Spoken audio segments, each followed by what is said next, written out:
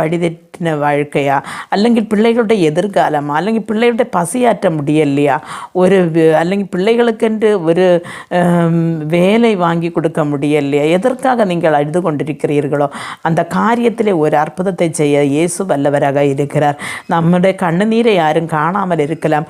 நாம் நம்முடைய ரூமை நாம் பூட்டி போட்டு யாரும் காணாத அழுது கொண்டிருந்தாலும் அன்றைக்கு நமக்கு தெரியும் ஆகாருடைய கண்ணுநீரை காண்பதற்கோ அல்லனா அந்த பிள்ளை உயிர் போகிற தருவால் இருக்கிறதை பார்க்கிறதற்கோ இந்த உலகத்தில் ஒரு மனிதர் கூட இல்லை.